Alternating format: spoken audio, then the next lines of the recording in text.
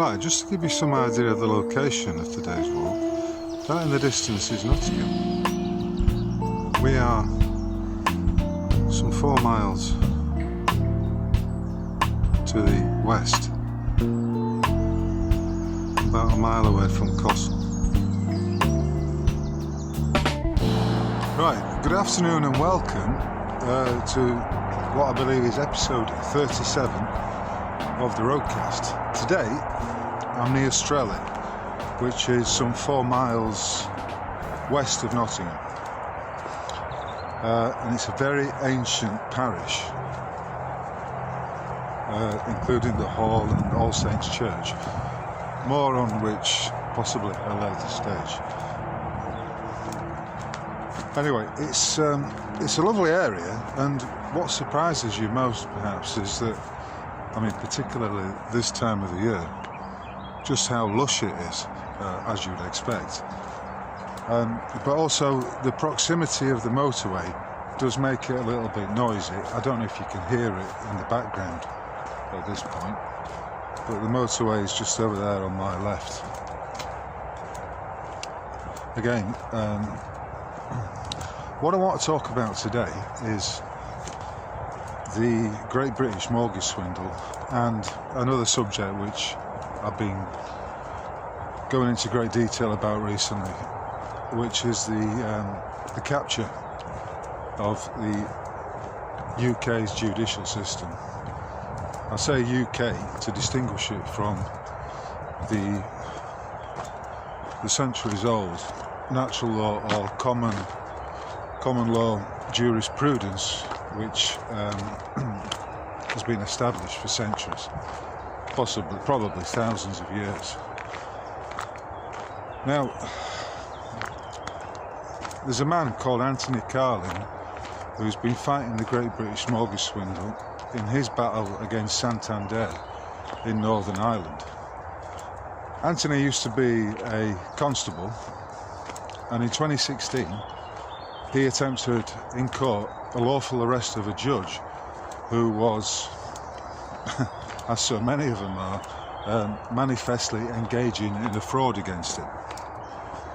Now, this battle has been going on for many years now, and it's, I mean, Anthony's a warrior, he's a trooper, but I'm not going to say it hasn't taken its toll on him, because invariably these things do. You know, it's a war of attrition in which the bank employ the services of a lying card trade and solicitors, for instance like TLT of Bristol and Cardiff, whose lickspittle lackeys will simply sign anything for and on behalf of their financial overlords, in this case Santander.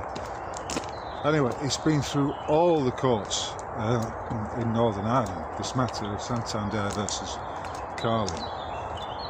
When Anthony effected the arrest of a judge in the court, this brought down, as you can imagine, a whole shitstorm upon it. I'll try and find some links to the article, but basically it ended up with Anthony being falsely imprisoned and losing his job as a constable, which probably, in the balance of how these things work out, was just as it should be. That was obviously Anthony's intended journey. But his latest post, which I read this morning, was simply to inform everybody that he has been subject to a miscarriage of justice, this time in the High Court, presumably in Belfast, Northern Ireland. He had requested that the trial be scheduled for 2 days in length, and in the end, the heavy-handed captured judiciary decided, in their infinite wisdom, or infinite stupidity, or infinite attempt to cover up, to give him less than 60 minutes. Less than 60 minutes to present all his evidence and argue his case that the mortgage with Santander is completely illegal. Now, the grounds for contesting these void mortgages have been laid out in the film and in all my articles, which can be read at roguemail.org in the Rogue Mortgage section. And I would argue that the courts are now blatantly, as manifestly, denying people their remedy. The remedy being that the court should rule that there was no evidence of a loan, there was no evidence of a lawful contract, and that the deed of mortgage itself, upon which the whole mountain of fraud is pinned, was a fraudulent instrument and should be declared as such. That is the remedy that is being denied to currently probably millions of people, potentially, insofar as the courts will do anything to cover this matter up. Now, in the case of my good friend Steve's matter against National Westminster Bank, NatWest, the situation is pretty much the same. It doesn't matter which court you're in, as far as I'm concerned. If the judges use strong arm tactics to deny you your remedy and to deny you a fair hearing, remember in Steve's case he's deaf, so it's manifestly the case he's not had a fair hearing. And from what I read of Anthony's hearing, which was back end of April, I think it was the 26th of April, he was also denied a fair hearing. Now, those cited Lord Justices and their bewigged colleagues are, in my view, no different from, I mean, they may have a modicum more intellect than the district judges and the deputy district judges that are operating out of the county courts. But essentially, a void order is a void order, and it doesn't matter which court has issued it. If the judge has committed an error in his formulation of the order, maybe it's down to due to a mistrial, the denial of evidence. I said it about Richard D. Hall's case. If he's not able to adduce his copious amounts of evidence into the court file that the Manchester Arena was a false flag and that there's no evidence of anyone suffering any injury, then that is a void order. It's an incurably void order, and the individual involved has every right to set it aside. And the same is the case in Steve's case for his hearing disability, and I would argue in the case of Anthony too, because he's been denied a fair hearing. And they also ordered the judges, I think they were I can't remember the names, Lord Justice someone or other, also determined that Anthony had no right to go for a judicial review, which you might argue is the last remedy. But I would say I've been through a judicial review process some years ago, and I would say the entire system is completely fucked, insofar as the judges are all conflicted in their interests. Some of them are making money, no doubt about it, from the Great British Mortgage swindle, and they benefit from the perpetuation of the swindle in every aspect. And as fraud vitiates all, I can only conclude that the British judiciary is not the British judiciary, the UK legal system. I need to make a distinction here, because when I talk about the British and Irish judiciary, I mean the thousands of years of jurisprudence that are underpinned by the common law, by common sense. But the UK legal system is an entirely different beast altogether, riddled with fraud and cover-ups. You see it on a daily basis if you're paying attention to what's coming out of the courts right now. Anyway, the point I'm making is that system, that legal system, is on the verge of collapse. You know, how on earth it can be called a system of justice when every day it metes out just the opposite of that. Miscarriages of justice, as is the case here in Anthony's matter. Excuse me. So, in essence, Anthony has every right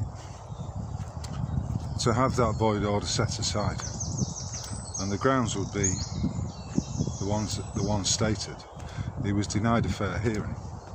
He was unable to adduce his evidence into the court file, and as a litigant in person, effectively they brought down the shutters on it. It was, in the simplest of terms, a railroading, as they all invariably are. So where does that leave us? Well, there is a maxim at law that states when individuals are denied justice, they will seek their own remedy.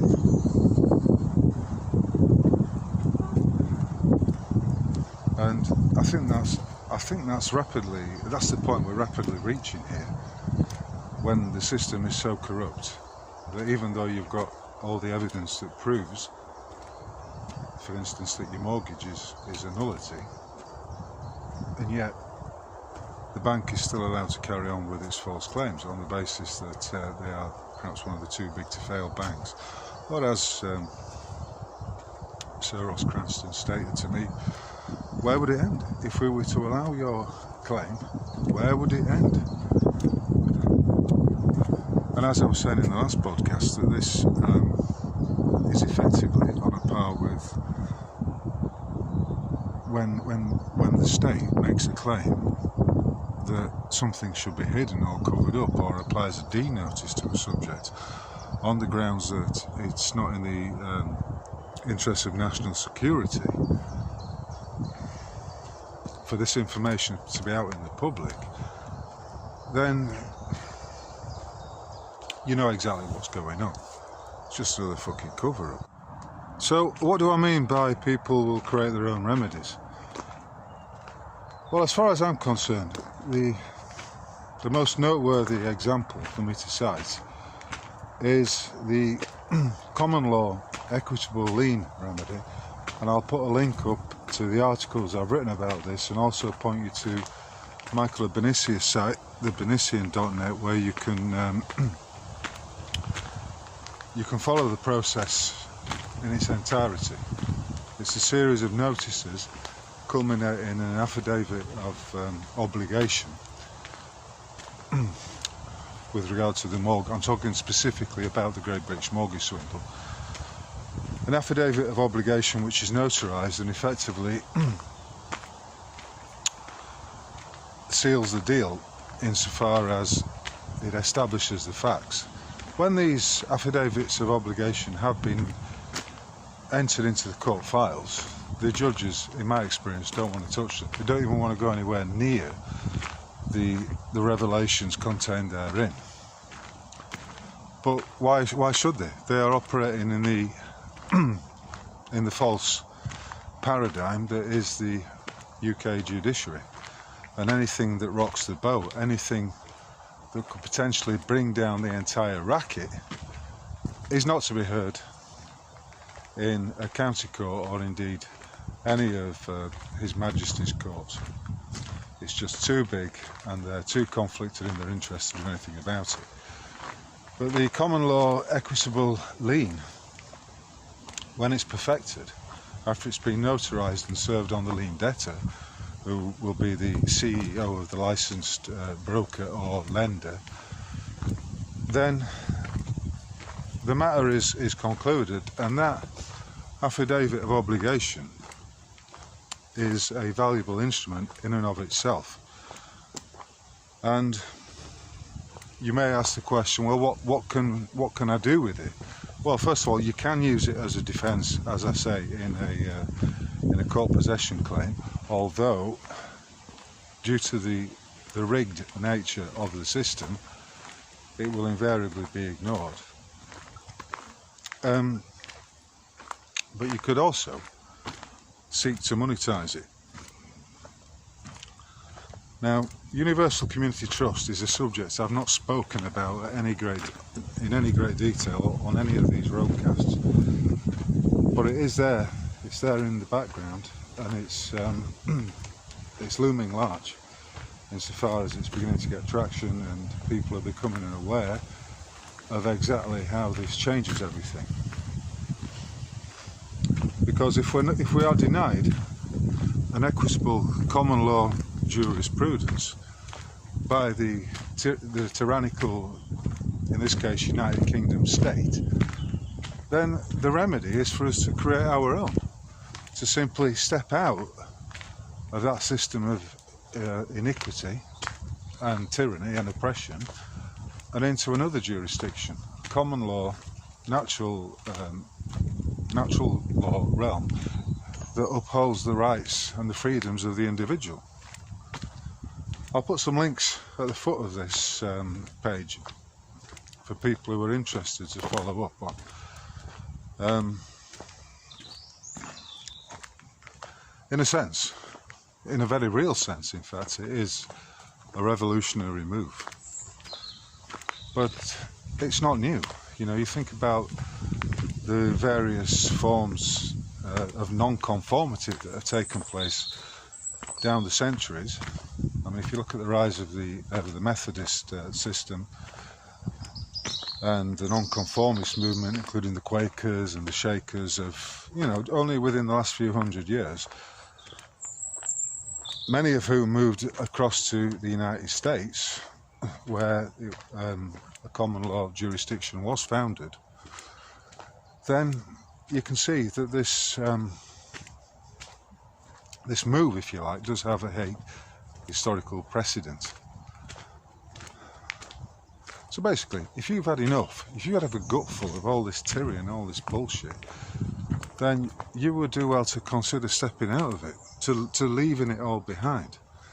Now, people will say, you can't really leave it all behind, you've got to operate with one foot in the system, and all of that. And invariably, they say that because they can't see how it would help them financially to break free of a tyrannical system of fraud and misappropriation of justice. However, there is nothing, anyone, any tyrannical government or any entity of the state whatsoever, there is nothing they can do to stop you stepping outside their system and joining, in this case, a trust that operates under common law, that operates in honour and truth, and joining that. And in the meantime, with regard to the lien, I said it was a viable financial instrument. When it's perfected, that's exactly what it is. And UCT is looking to set up, is in the process of setting up a permanent credit facility whereby all trustees and beneficiaries will be able to enjoy just that, a permanent credit facility, which is the very opposite of what the system operates as now, because your credit is essentially stolen, whether it's through a credit card or whether it's through a mortgage or any kind of loan with a bank. Your credit is stolen and misrepresented back to you as a loan. Excuse me. And that, in and of itself, is, I would say, the key aspect of the entire operation. It's an energetic theft which is carried out through a fraudulent financial system, all of which is supported and allowed to continue by our fake justice system.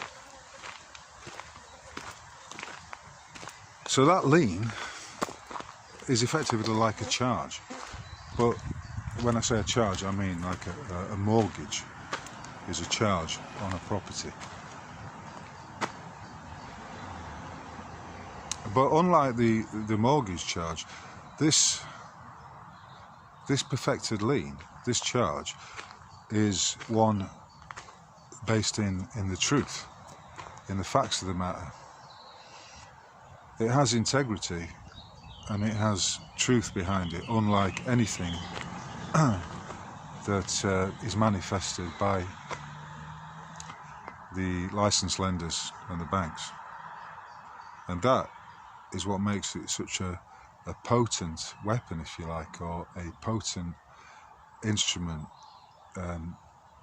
wherein the individual may well find his remedy, a remedy that has been denied by the so-called British legal system time after time. So would I say it's wrong to go into the UK's legal system and expect a remedy? Well, on the balance of probability and the way these things roll, I would say it is, yeah, because you can't be expecting remedy from a system that is hopelessly fucked, wherein individuals who operate within that system are benefiting from the perpetuation of the fraud. It would be insane to expect anything like that. But that's where we're at. So if you've had a gutful of it, and you are interested in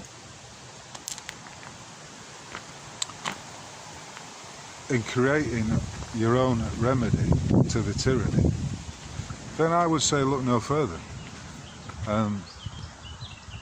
But it's not for everyone, you know. You've got to have balls to step forward with this, and you've also got to have an understanding of how important it is for you to be expressing the entirely opposite mindset to what's going on when we're dealing with, for instance,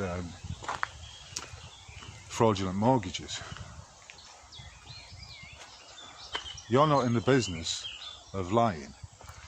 You're only interested in the establishment of the facts and the truth.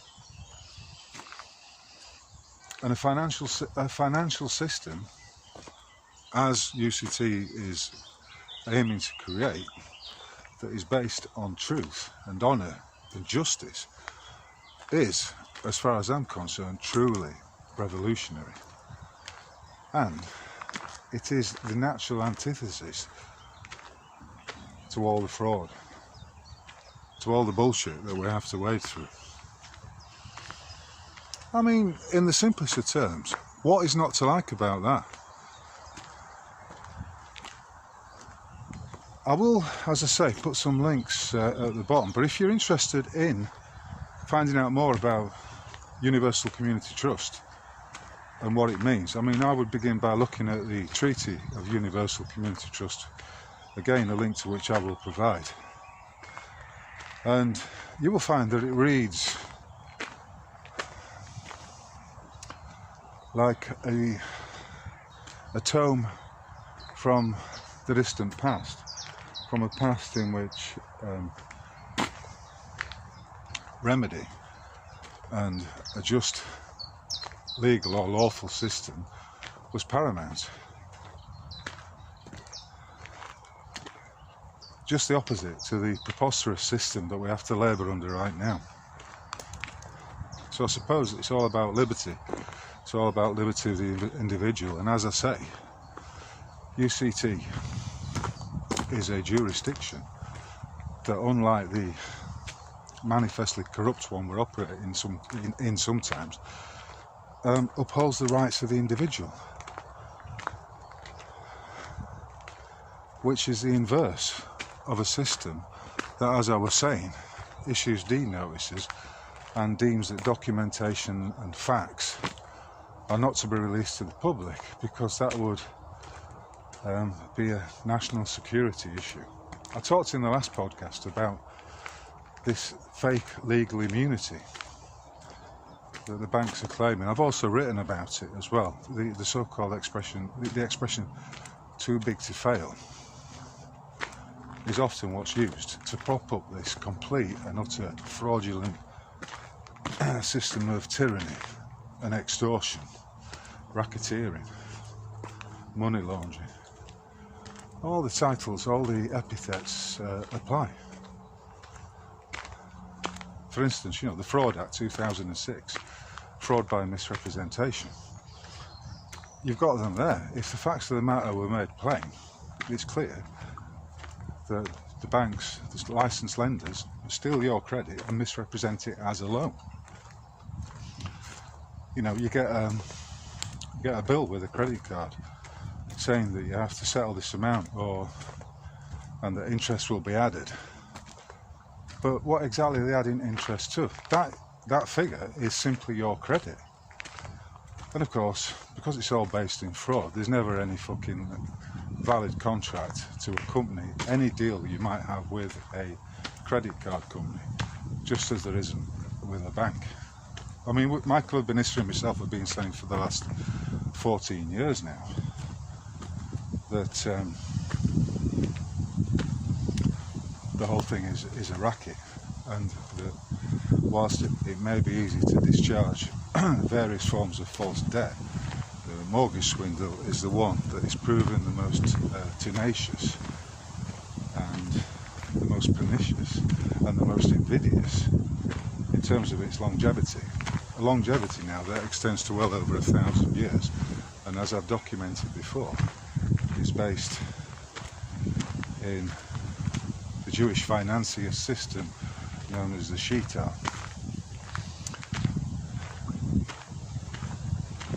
I'll put up a link to the podcast in which I go into more detail on that. So that's where we're at. You know, people will rightly say, where is the remedy to be had in the court system? And myself and others will say there is no remedy to be had in the court system. The best you can do is get the other party into a corner where they have nowhere to turn, and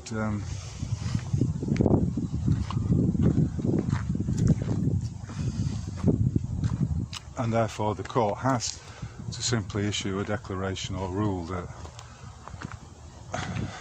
the possession claim, for instance, is fraudulent and should be set aside. But that is the last thing they want to do.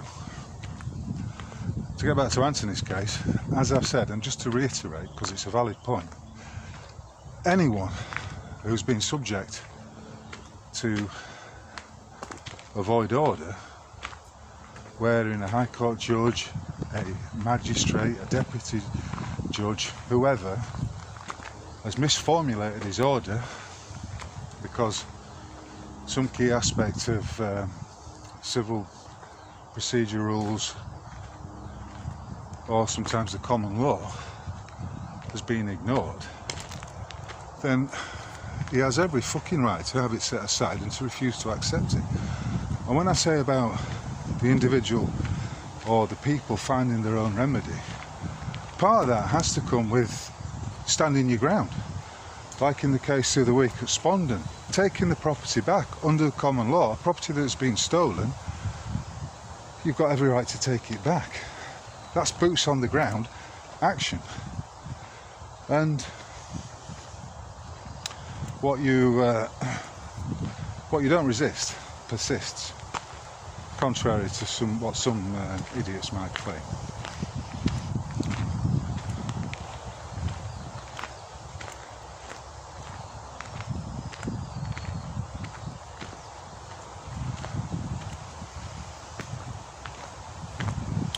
Anyway, I'm going to catch you on the other side because we're coming up to the motorway, and I'll round it up once I've got across there, and we're back in the village of Strelly. That's pretty much all I wish to say today, so I'm going to wind it up at this point. As ever, if you've enjoyed this, please consider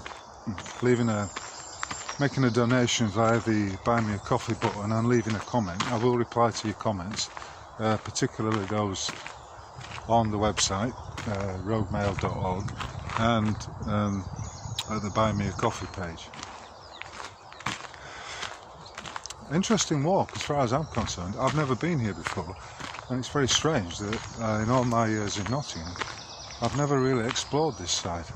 I suppose in some ways it's probably because of the artificial boundary that's that's been created by the motorway. I wouldn't tend to look around these areas to go walking, but as you can see, it's magnificent, and there are good views to be had. Yeah, so this has been another Rogue Ramble. If you've enjoyed it and you haven't yet subscribed, then please consider doing so at the website, my website, roguemail.org. And I wish you all the very best, and catch you on the flip side. And remember, no fucking surrender.